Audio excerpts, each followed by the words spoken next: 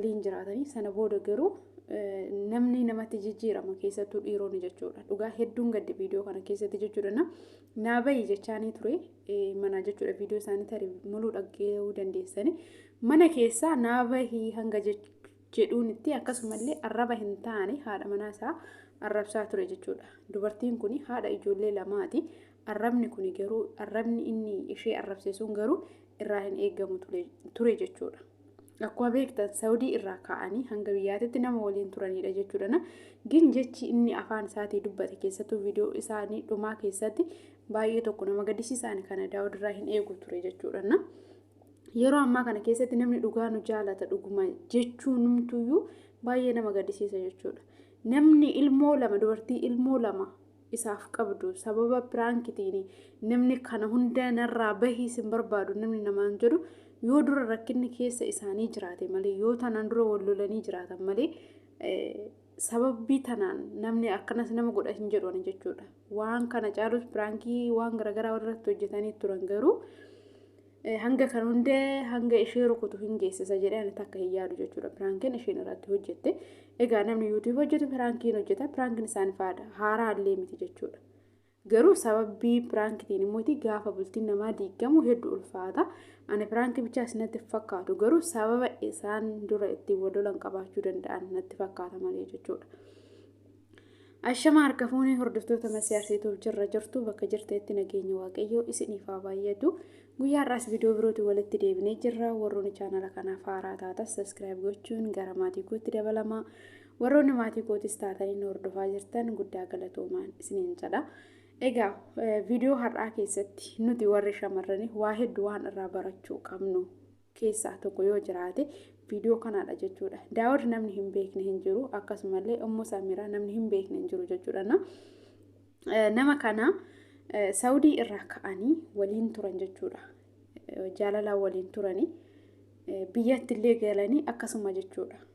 Yuutuuba irratti kan beekaa turre yuutuuba guddaa nama qabanidha. Jaalalaan waliin turanii piraankiiwwan garaagaraa walirratti hojjechaatidha kan turanii jechuudha. Haati manaa Daawudii piraankii isarratti hojjette jechuudha. Piraankii isarratti hojjetteetu yeroo inni alaa galuu hojii deemee buleeti namni kun kan gara manaa galaa jiru jechuudha. Na hojiin deemee bulee jedheen jechuudha. Yeroo inni gara manaatti deebi'u garuu isheen maallee qopheessitee eegdee piraankii isa goote jechuudha. Bishaan saafatti naqxeetu erga bishaan saafatti naqxee gubbaarratti uffata haftee raawwattee lafa gootee eegde jechuudha. Na akkuma dhufeen achirra taa'ee deebi'ee baay'ee tokko aaree ni rukutee jechuudha. Akkas arraba garaagaraa eegalee arrabsuu eegale jechuudha. Na rukutee jira. Rukuttaan inni rukutellee irraa hin eegamu. Piraankiin isaaniif addaa miti walirratti inuma hojjetanii.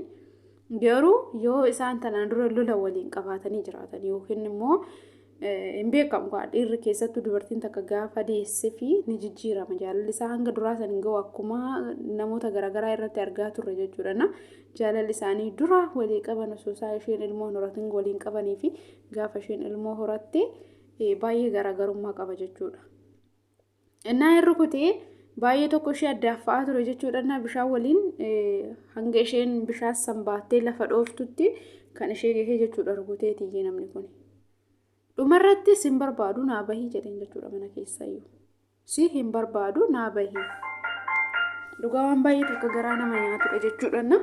Nama waggaa kana hunda isa waliin jaalalaan jiraachaa turte.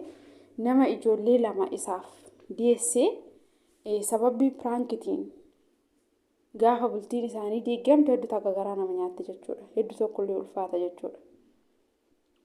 Innaa guyyaa irraatti viidiyoo waraaban galakkisee ture jechuudha.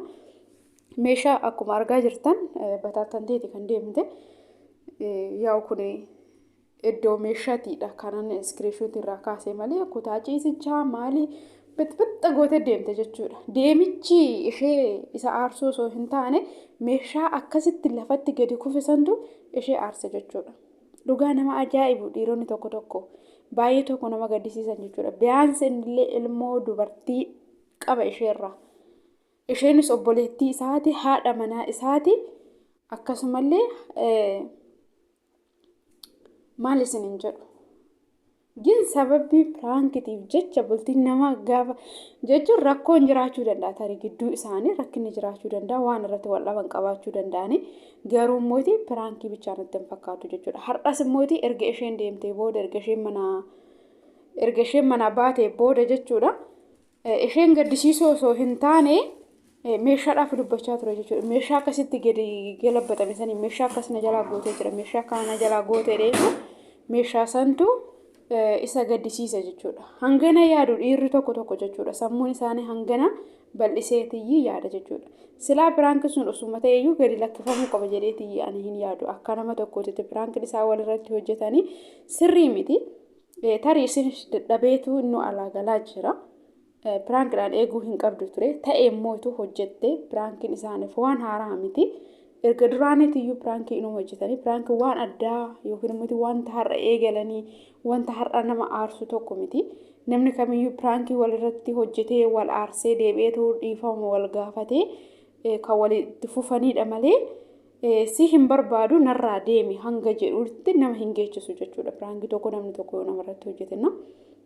Kanaaf namni hangam akka jaalala dhugaa waliif qabu kan argisiisudha as keessatti jechuudha.